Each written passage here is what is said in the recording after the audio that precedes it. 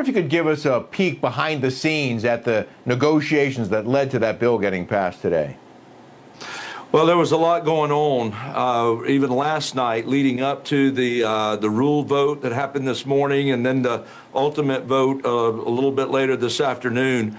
You know, one thing, Rick, I've got to say at the outset, that this whole situation that we have seen evolve over the last 24 hours is really the work of Chuck Schumer trying to create the chaos. And it is truly, if the American people are looking for something to give them an idea of the priorities and the differences here, you look at President Trump, he's got the priority of law and order. He's got the priority of keeping government operating. He's got the priority of trying to build our economy and maintain its strength. And then Chuck Schumer, he only has one priority, and that's to create chaos, to look for some kind of political play that he can find. And that's what we've seen happen here. So that's what we were dealing with today. At the end of the day, I think we saw Republicans come together and stand behind the rule. We had no help from Democrats whatsoever. Hakeem Jeffries is trying to do whatever it is he's trying to do to claim or his stake in some kind of leadership role. But at the end of the day, Republicans were able to pull together. We were able to get it done. We were able to stand with the president. We're standing with our troops. We're standing with keeping the government open, which is critically important at this juncture in this year.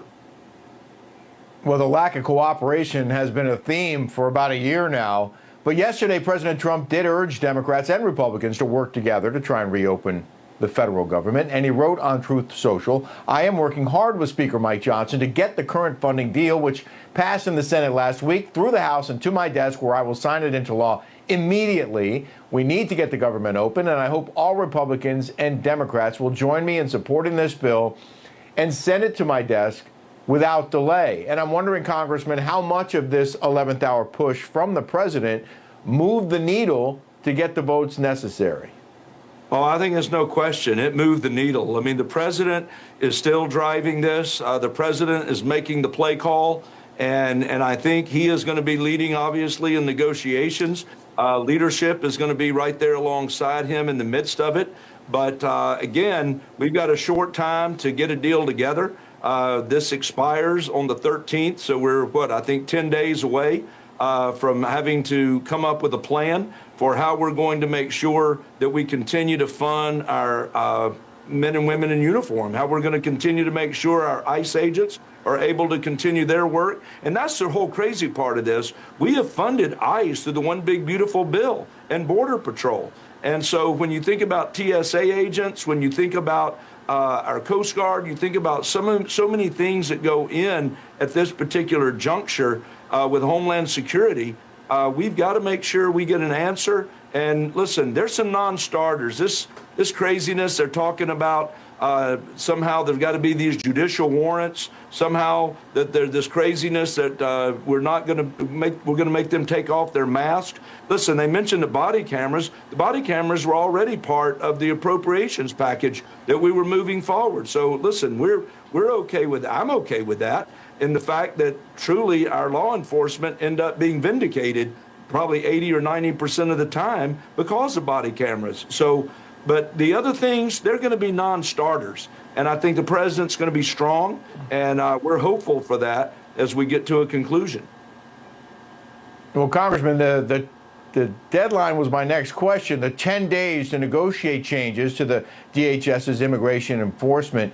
And, you know, the mask thing, I couldn't be more in agreement with you on that. I'm glad they're putting on body cameras. But I wonder if you think that compromises can be reached in just 10 days. I don't know. That's a great question. And that's a question that is going to have to be asked of the White House and asked of Chuck Schumer or whoever is in the midst of these negotiations. Time will tell if they're going to be able to get it done. But I think it's going to be critically important. And I think we all understand the importance of the Department of Homeland Security. And that's what's at stake here. And we've got to make sure these agents are taken care of and that they're not restricted in doing the work that they've been called to do. I want to ask you a question about your home state of North Carolina before I let you go, about this historic storm that brought the biggest snowfall in decades to your state, and it caused at least 2 deaths. I wonder, what are the challenges of snowfall there, and how are your constituents holding up? Well, everybody's doing quite well. Thank you for asking. No, honestly, it was amazing. I mean, we woke up on Sunday morning to about 11.5 inches of snow that fell in the Charlotte area, and woke up Monday morning to 9 degrees. So it's been cold. It's had its challenges. And one county in my district, in Cabarrus County, had a 100-vehicle pileup, about 70 cars and 30 tractor trailers. Snarled traffic for a good long while. The National Guard was called in to help in that situation, but they're recovering quickly. The one thing about snowstorms there, when the temperature does get above freezing, melting begins to happen pretty quickly, and so folks are rebounding quite well. And we didn't have a great deal of ice, which preserved a lot of the power. That is very important, that we didn't lose power in many of the areas.